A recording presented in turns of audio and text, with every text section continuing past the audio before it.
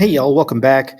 On tonight's homework, we are practicing using desmos to answer the calculator problems. This is the first year, 2025, that you're going to be allowed to use desmos on the AP calculus exam.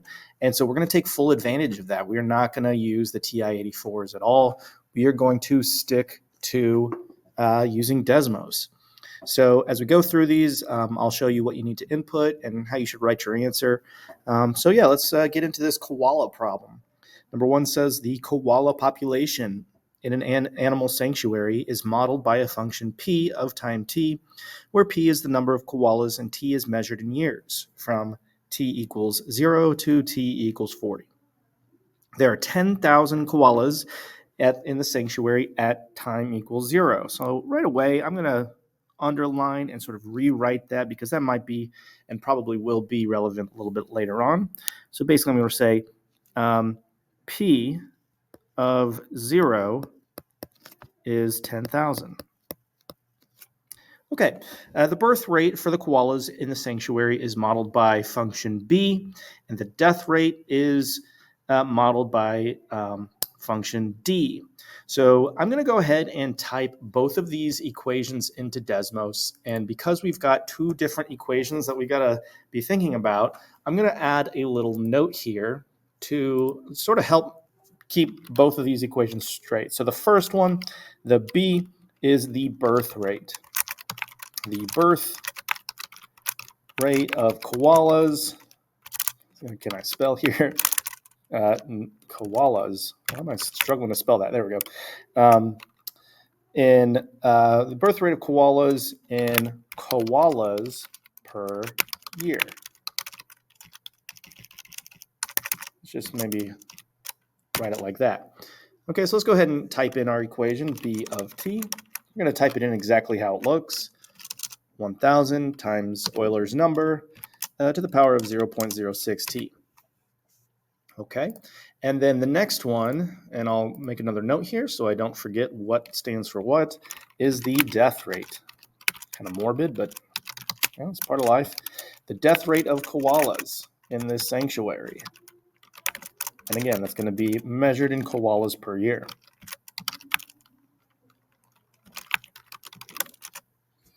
And it's not really required that you have to put these notes in. I just find it helpful, particularly when you have multiple equations that you're trying to keep track of.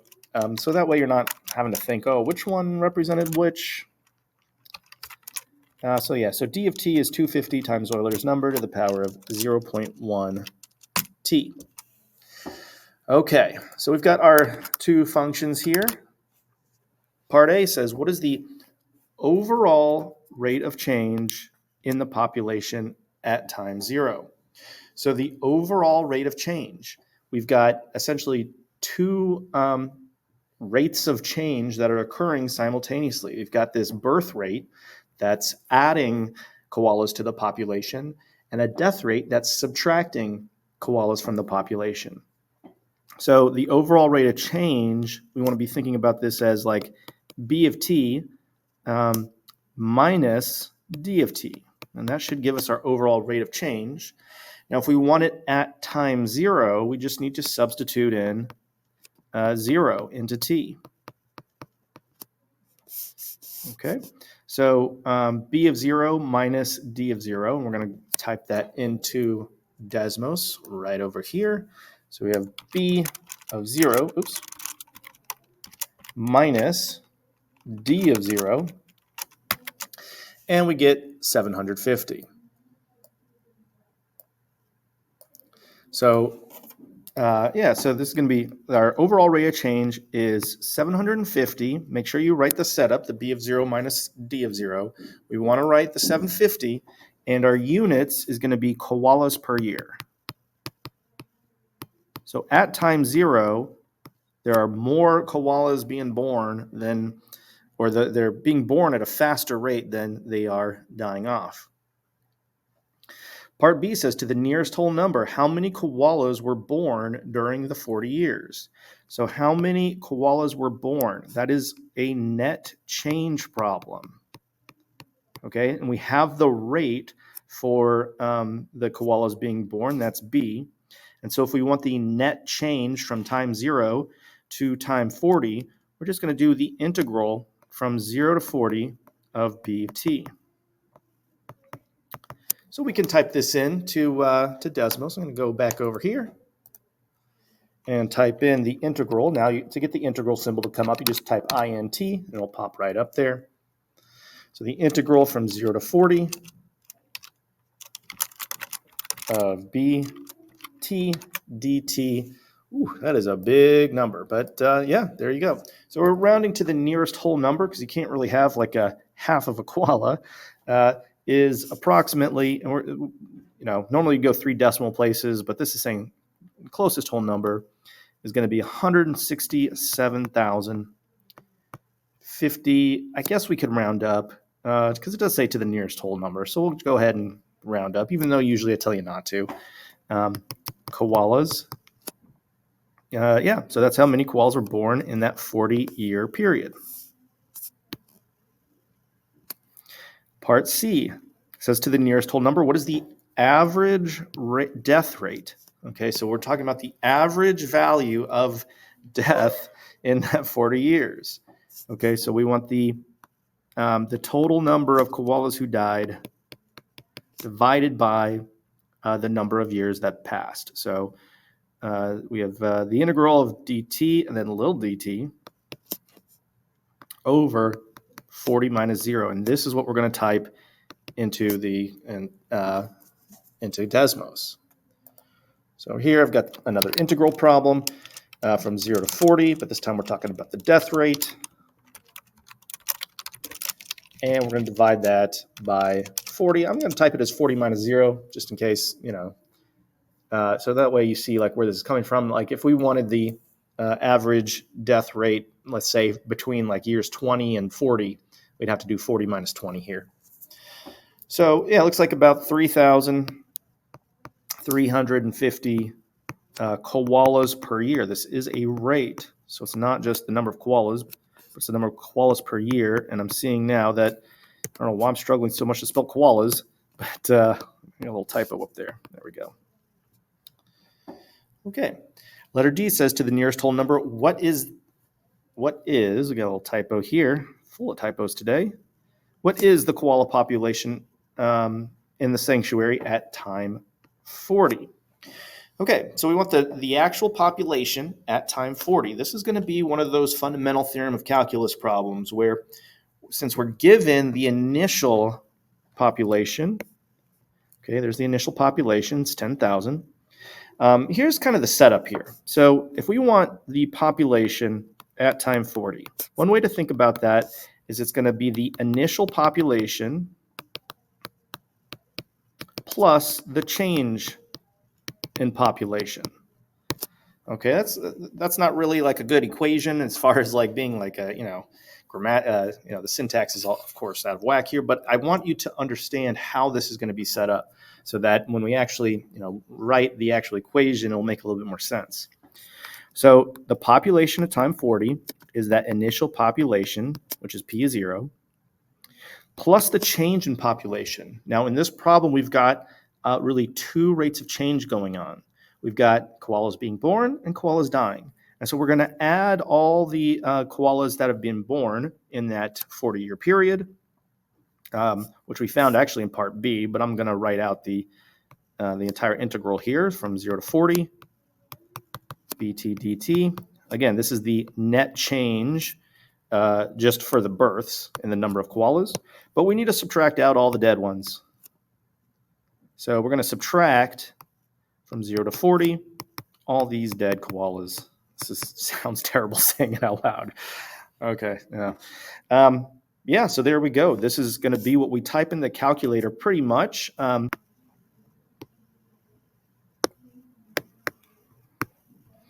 Okay, so yeah, let's go ahead and type that in. We've got P of 0, which we know is 10,000, plus the integral from 0 to 40. Now, we did already calculate that, so you could probably just highlight and copy it over, but that's okay. We'll just retype it, minus the integral from 0 to 40 of dt. Okay, well, we're getting a little error message here. Oh, you know what? Desmos is not going to like this little comma here. And I bet if I hover over here, it'll give us, yeah, it says points. It doesn't really like the comma there, so we're just going to delete that comma. And there we go. So we get 43,000, about 58 koalas. So the population,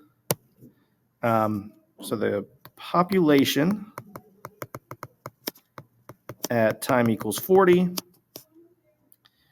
is approximately 43,058 koalas.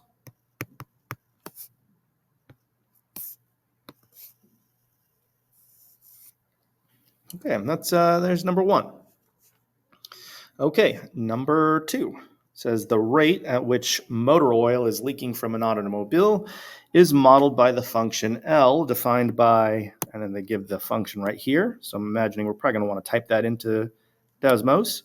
For time t is greater than 0, L is measured in liters per hour, and t is measured in hours. So L is a rate function. Just want to throw that out there. How much oil leaks out of the automobile during the first half hour? So what we're really looking for is a net change. Okay, so we want, this is a net change, so we're going to find the integral from 0 to, and now this is per hour. We want to be careful here. So we don't want to go like 0 to 30 because it is 30 minutes. We're going to go 0 to 0.5 because we're measuring in hours. So from 0 to 0.5, LT dt. So let's go back over here to Desmos. We can clear out all this stuff. We don't need any of this. And let's define LT. So make sure we type this in correctly. LT equals 1 plus sine of t squared. Let's throw some parentheses around there. And there is a domain restriction here, although I don't think we'll really run into too much trouble if we don't do this. But if you're ever wanting to just see on the graph, like just what you're supposed to, if t has got to be greater than 0, we can do these little curly brackets and throw in that domain restriction. Okay, so now we want to find the integral from 0 to 0.5 of LT dt. And so we get 0.451, and we can see that that is answer choice D.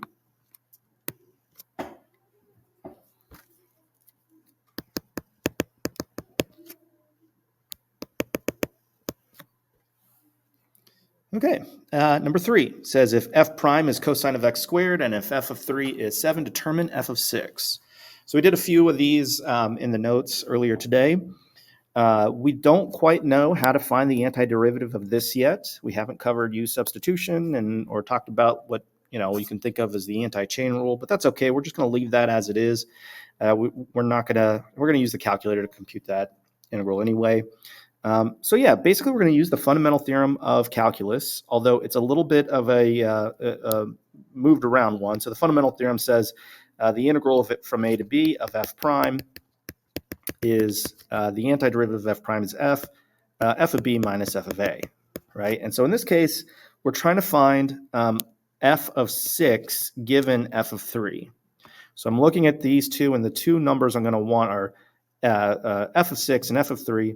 So I want f of b to be f of 6, f of a to be f of 3, which means my endpoint should be 3 and 6.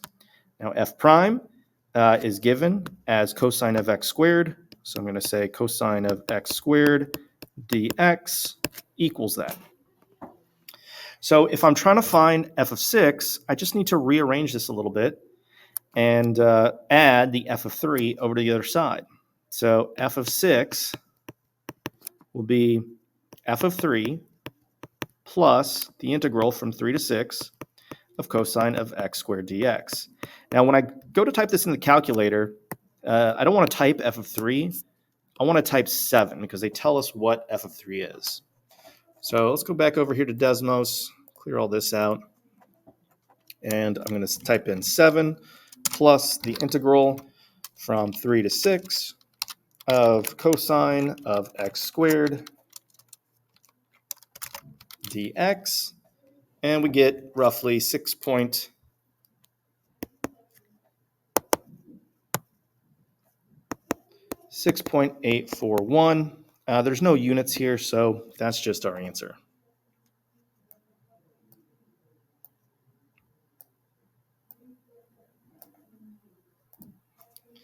Okay, now as you're thinking through this problem, anytime you get a problem that's kind of like this, one way to sort of consider it is that if we want the final value, one way to think about it is you're going to take your initial value and add the net change in that value. So that's what this is going to calculate, is the net change of f. So it's like, where did you start? How much did it change? And that should give you where you ended up. And so that's just like another way of thinking about that. I think when we have those particle motion problems, that context will make a little bit more sense, because it's like your final position is equal to your initial position plus whatever the change in position is, the displacement. Okay, enough of that. Let's take a look at number 4. It says, let f be a function with the selected values in the table. Part A says, what is the average rate of change of f on the interval 0 to 10? So average rate of change can be calculated by saying f of 10 minus f of 0 over 10 minus 0. It's just our classic slope formula. So f of 10 is negative 20. We can see that in the chart here. F of 0 is 5, and 10 minus 0 is 10. So we get negative 25, divided by 10 is going to be, I guess if we divided both of those by 5, we get negative 5 over 2. So you could write it as a fraction, or if you want to write it as a decimal, that's okay too, negative 2.5. Part B says use a left Riemann sum to estimate the average value. Okay, so the average value of f of x is going to be the integral from 0 to 10 of f of x dx over 10 minus 0. So because we don't have the actual function here or a graph or anything, we just have this table of values, we couldn't even find the exact integral even if we wanted to, but we can find an estimate. And that's what the Riemann sum is for. It's to find that estimate.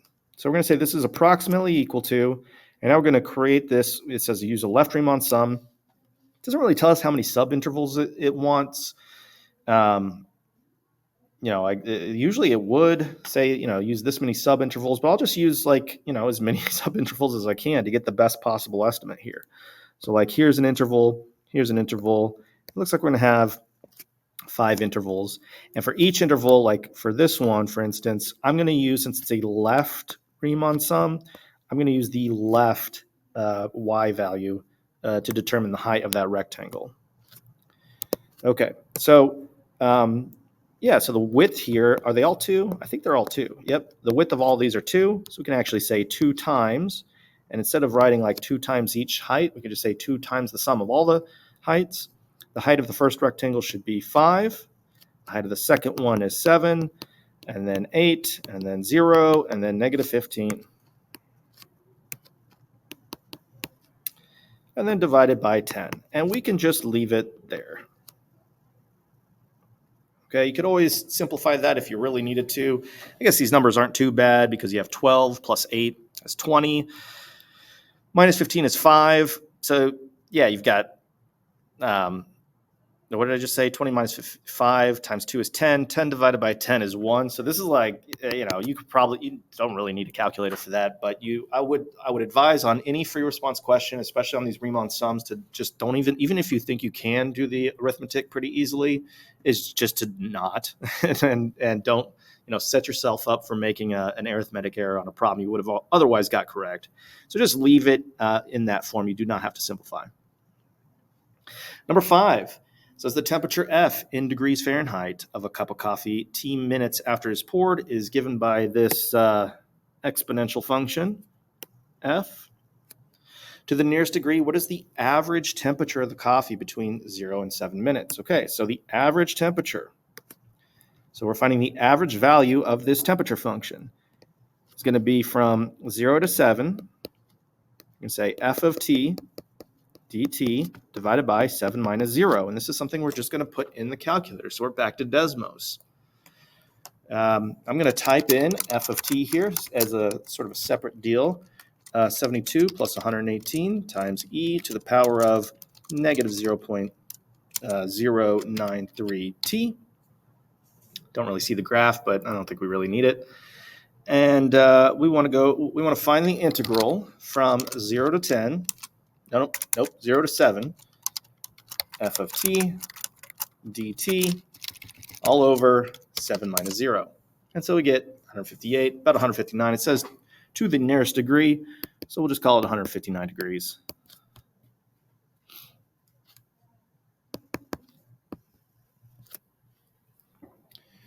Number 6, the function f is shown below. If g is an antiderivative of f, okay, so let's before we go any further, g is an antiderivative of f. That means that g prime is f. Okay, that's what you can conclude if g is an antiderivative of f. And we have g of negative 9 equals 1. What's the value of g of 6? So we did a problem like almost exactly like this. In fact, it looks like it might even be the same problem. I'm not sure. I have to go back and look at what we did in the notes. But it's extremely similar. Okay, maybe the numbers are a little different, but it's basically the same problem. So what we have is that fundamental theorem where we have one point and we're looking for a different point.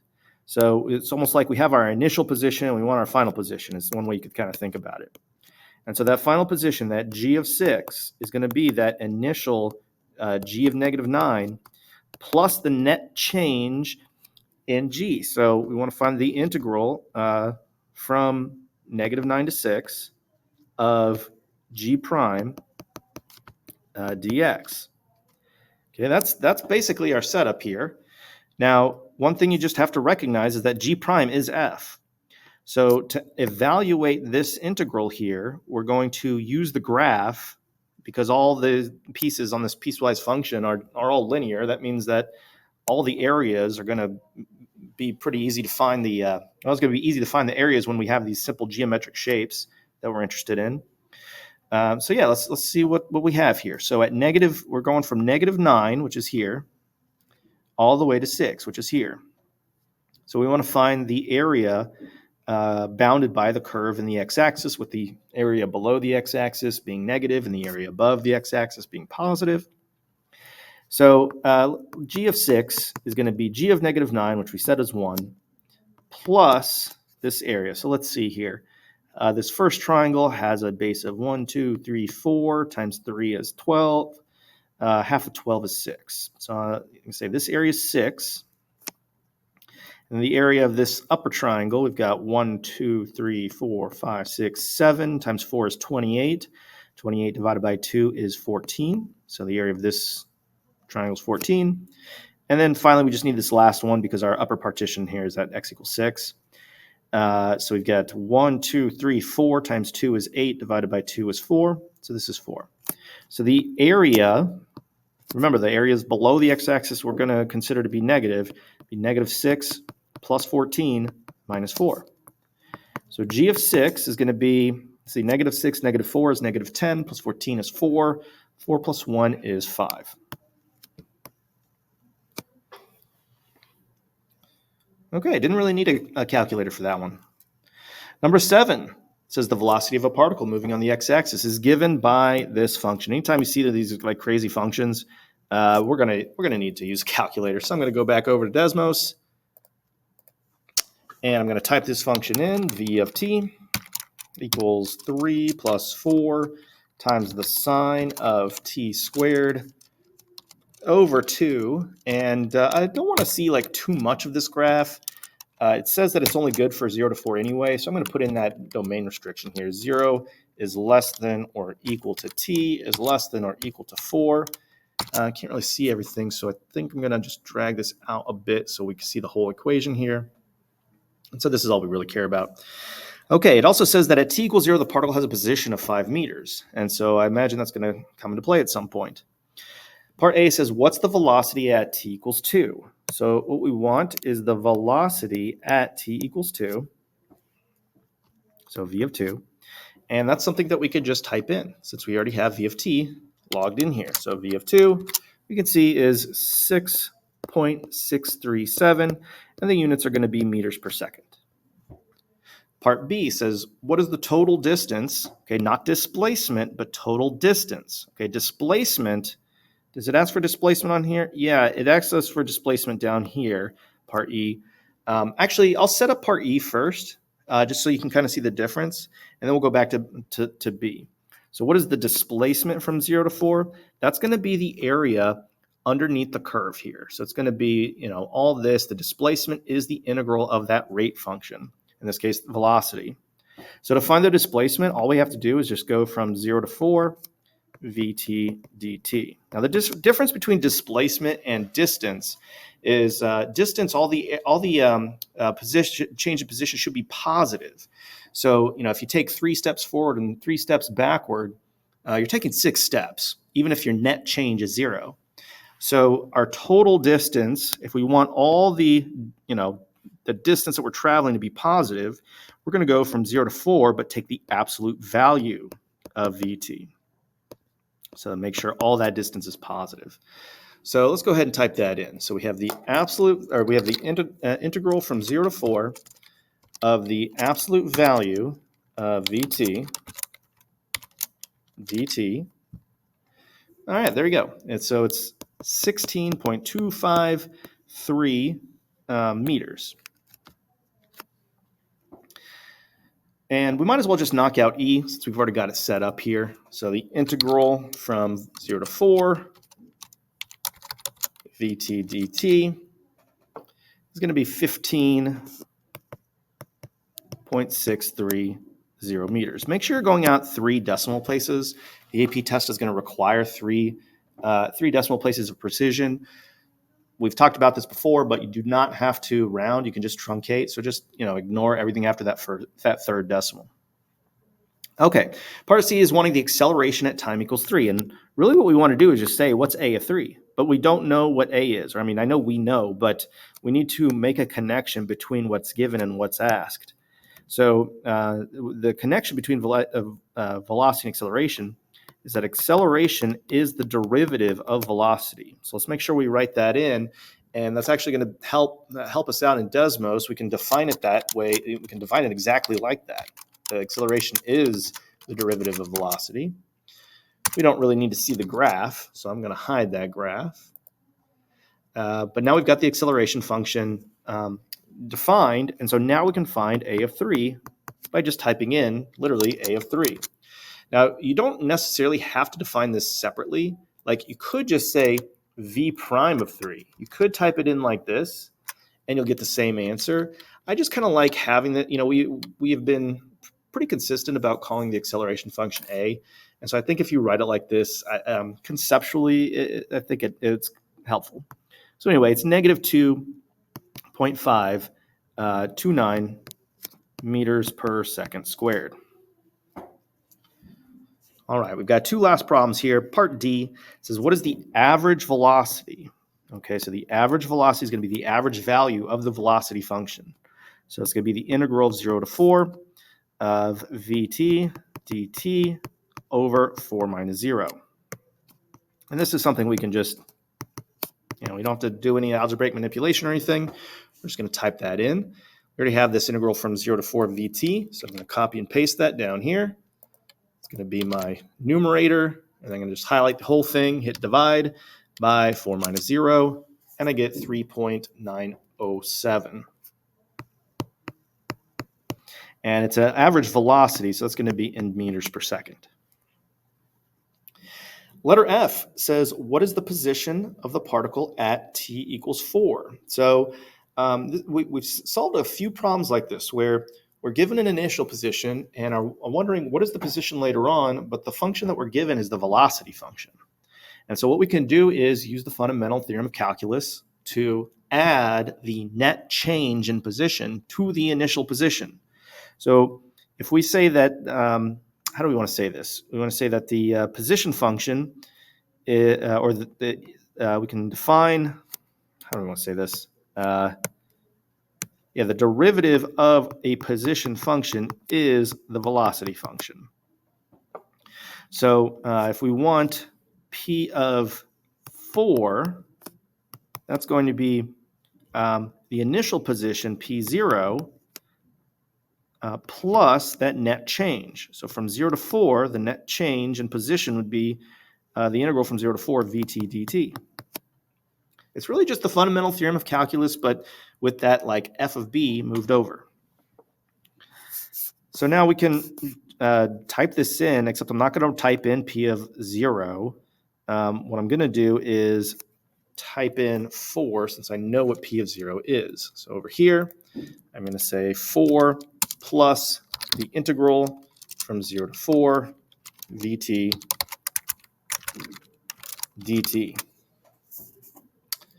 And that is going to do it for today. P of 4 is, let's see here. Oh, wait a minute. No. Back it up.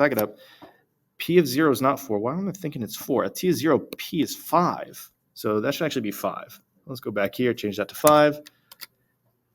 And so, yeah, that's going to be 20.630 meters. And that about does it for tonight's homework. Thanks for watching. As always, please reach out if you have any questions, and I'll see you next time.